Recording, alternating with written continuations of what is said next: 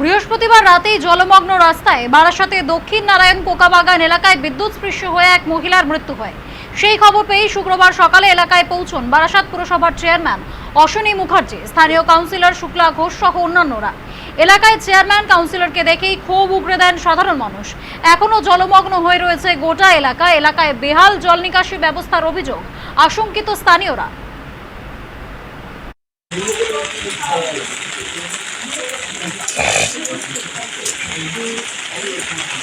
আমরা খুবই আতঙ্ক দাদা। এখনো পর্যন্ত আমরা চলতে ফিরতে গেলেও ভাবছি বুঝি এই বুঝি বৃষ্টি নামলে আবার বুঝি কারেন্ট হয়ে যাবে। আমাদের এখন মনে হচ্ছে এখানে পুলিশের মতন দাঁড়িয়ে পাহারা দিয়ে প্রত্যেককে মানে যেতে বারণ করা হবে, যাতে ওই পাশটা যাতে কেউ না যেতে পারে। এখনো পর্যন্ত বডি হয়ে রয়েছে দেখা যাচ্ছে। মিউনিসিপ্যালিটির লোক মানে এসছে, কাজ পোস্টের লোক যারা, তারা এসে বলছে এখনও বডি হয়ে রয়েছে। আমরা নিজের চোখেও দেখলাম বডি হয়ে রয়েছে। ডিসকানেক্ট করতে বলেছি ওটাকে। প্রতি বছর একই ছবি, বৃষ্টি হলে হাঁটুর সমান জল। একদম পৌরসভাকে বলা হলো, কোনো ব্যবস্থা নেই? কোনো না, আমাদের মানে মাতা যিনি, তিনি কোনো অ্যাকশান নেন না। আমি তো যতই হোক এখানকার বাসিন্দা, ওনার তো আমার কাছ থেকে আমাদের পরিস্থিতি অনুযায়ী তো আমাদের কাছ থেকে জানা উচিত। আমাদের পাড়ার ছেলেরা জিজ্ঞেস করছে সাংবাদিক করে কিছু হবে না, আমাদের কিছু সলভ হবে কি, সেটাই হচ্ছে কথা। আজ জানি না, আমিও বলেছি আমাদের এটা ইমিডিয়েট সলভ করতে হবে। ইলেকট্রিক পরিষেবার লোক এসে অফ করে দিতে, সারা রাতি এটা অফ ছিল স্ট্রিট লাইটগুলো, বা এটা কোনো ডিসকানেক্ট করেনি, স্ট্রিট লাইটটাই অফ করে দিয়েছিল। বডি তুলে নিয়ে যাওয়ার পর এটা অন্ধকারে বডি তুলে নিয়ে গেছে পুলিশ। ভালোভাবে নিকাশি করে, জল যায় না ঠিকভাবে, নর্দমা যাও বা ইয়ে করলো, ড্রেন সিস্টেম করে, ড্রেন ঠিকভাবে জল বেরোয় না, যা পাস করে না।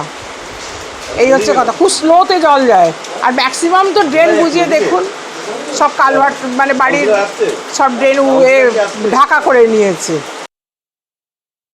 মূলত তাহলে সমস্যা যেখানে আছে নিকাশি ব্যবস্থা, সে ব্যাপারে যিনি পৌর প্রতিনিধি, তিনি দুটো টার্মের পৌর প্রতিনিধি, অনেকটা লম্বা সময় তার হাতে। স্বাভাবিকভাবেই এই সমস্যা যদি থেকেও থাকে, তাহলে কিভাবে নিরসন করা যায় তার জন্য উদ্যোগী হওয়াটা জরুরি। পাশাপাশি আমার কাছে এর আগে একদিন এসেছিলেন, আর আমিও বিভিন্নভাবে কেন্দ্রীয়ভাবে এই ড্রেন পরিষ্কার করবার চেষ্টা করেছি। সমস্যা থাকলে সেটা নিরসন করতে কাউন্সিলরকে উদ্যোগী হতে হবে এবং পৌরসভায় কথা বলে নিশ্চিতভাবে আমরা সেটার সমাধান করবার চেষ্টা করব। কাউন্সিলর কি উদ্যোগী নয় সেটা আমি সঠিক বলতে পারবো না, কারণ এখানকার এলাকার মানুষ তারা প্রত্যক্ষ করেন ভালোভাবে। উনি বোর্ড মিটিংয়ে আসেন টাসেন, কথা হয়, ভালো মানুষ এমনি অ্যাপারেন্টলি। এগুলোর জন্য তো চিঠি দেওয়া হয়েছে, জানানো হয়েছে, কিন্তু কারেন্টের যে ওইটা পোলটা ঝুলছে ওটা তো কাউন্সিলর টেনে বার করতে পারবে না, ওটা দপ্তরকেই করতে হবে। আজকে পারমিশনটা কিন্তু চেয়ারম্যান দেবেন, কাউন্সিলর দেবে না। হ্যাঁ, আজকে এই যে আমাদের ড্রেনের এই অবস্থা, আজকে প্ল্যান স্যাংশন হয় কিন্তু সরাসরি চেয়ারম্যানের দপ্তর থেকে। আজকে কাউন্সিলরের একটা সইও লাগে না প্ল্যানে, আগে লাগতো, এখন লাগে না। কিন্তু তাহলে একটা কাউন্সিলর কি করে বলবে? এই যে বড় বড় বিল্ডিং উঠে যায়, কাউন্সিলরের তো কোনো হাত নেই যে এখান থেকে ড্রেন বার করবে কি ওখান থেকে ড্রেন বার করবে, ওটা তো ওখান থেকে স্যাংশন হয়ে আসে। আজকে জল জমে, ব্যাপারটা হয়েছে অতিরিক্ত বৃষ্টি হলে তখন ড্রেন জল অতটা একসঙ্গে নামতে পারে, ওটা নামে আস্তে আস্তে নামে আমাদের এখানকার জল। চেয়ারম্যান সাহেব যেখানে আসবেন, কই আমাকে তো একটু জানাননি যে আসছি। আমি তো চেয়ারম্যানের কাছেই বলবো যে আপনি এটা দেখুন। এই যে আমার ইলেকট্রিক দপ্তরেও বলা হয়ে গেছে, পৌরসভায় ইলেকট্রিক সাপ্লাইতে সব জায়গায় বলা হয়ে গেছে।